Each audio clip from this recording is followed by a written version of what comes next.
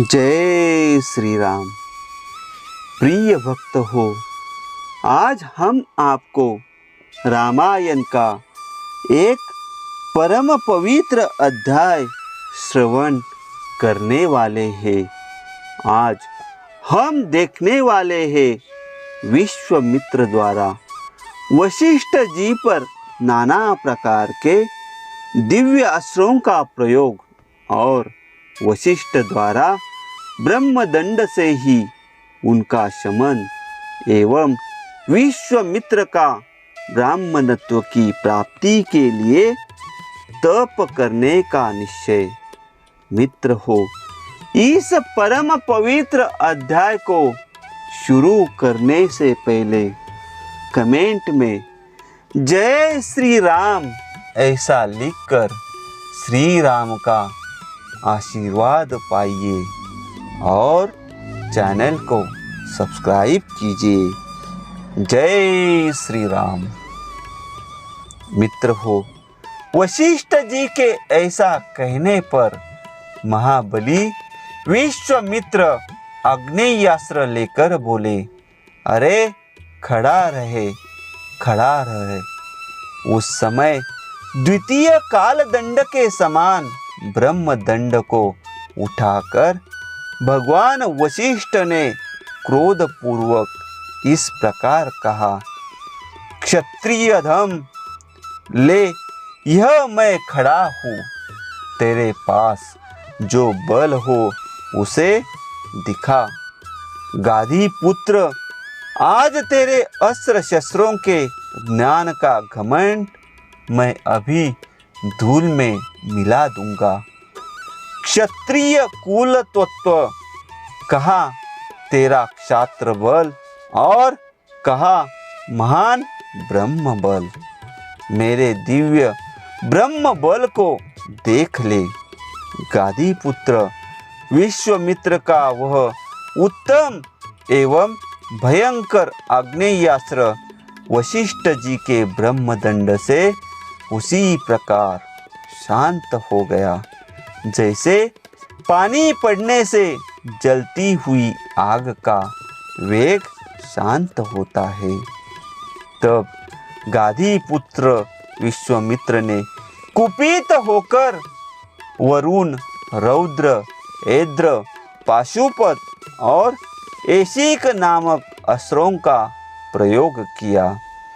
उसके पश्चात क्रमशः मानव, मोहन, गांधर्व, स्वापन, जृंभन, मादन, संतापन, विलापन, शोषण, विदारण, सुदृजय, वज्रास्त्र, ब्रह्मपाश, कालपाश, वारुणपाश, परम प्रिय पिनाकास्त्र, सुखी गीली, दो प्रकार की अशनी, दंडास्त्र, पैशास्त्र, कौजास्त्र, धर्मचक्र, कालचक्र, विष्णुचक्र, वायव्यास्त्र, मंथनास्त्र, हयशिरा, दो प्रकार की शक्ति, कंकाल, मुसल, महान वैद्यधारास्त्र, दारुण कालास्त्र, भयंकर त्रिशूलास्त्र, कापालास्त्र और कड़नास्त्र, ये सभी अस्त्र उन्होंने वशिष्ठ जी के ऊपर चलाए। जपने वालों में श्रेष्ठ महर्षि वशिष्ठ पर इतने अस्त्रों का प्रहार वह एक अद्भुत सी घटना थी। परंतु ब्रह्मा के पुत्र वशिष्ठ जी ने उन सभी अस्त्रों को केवल अपने डंडे से ही नष्ट कर दिया। उन सब अस्त्रों के शांत हो जाने पर गाधी नंदन विश्वामित्र ने ब्रह्मास्त्र का प्रयोग किया। ब्रह्मास्त्र को उद्यत देख अग्नि आदि देवता, देवर्षि, गंधर्व और बड़े बड़े नाग भी दहल गए। ब्रह्मास्त्र के ऊपर उठते ही तीनों लोकों के प्राणी थर्रा उठते थे। वशिष्ठ जी ने अपने ब्रह्म तेज के प्रभाव से उस महाभयंकर ब्रह्मास्त्र को भी ब्रह्मदंड के द्वारा ही शांत कर दिया। उस ब्रह्मास्त्र को शांत करते समय महात्मा वशिष्ठ का वह रौद्र रूप तीनों लोकों को मोह में डालने वाला और अत्यंत भयंकर जान पड़ता था। महात्मा वशिष्ठ के समस्त रोम कूपों में से किरणों की भांति धूम युक्त आग की लपटें निकलने लगी। वशिष्ठ जी के हाथ में उठा हुआ द्वितीय यमदंड के समान वह ब्रह्मदंड धूम रहित कालाग्नि के समान प्रज्वलित हो रहा था। उस समय समस्त मुनिगण मंत्र जपने वालों में श्रेष्ठ वशिष्ठ मुनि की स्तुति करते हुए बोले, ब्राह्मण, आपका बल अमोघ है। आप अपने तेज को अपनी ही शक्ति से समेट लीजिए। महाबली विश्वामित्र आपसे पराजित हो गए। मुनि श्रेष्ठ, आपका बल अमोघ है। अब आप शांत हो जाइए, जिससे लोगों की व्यथा दूर हो।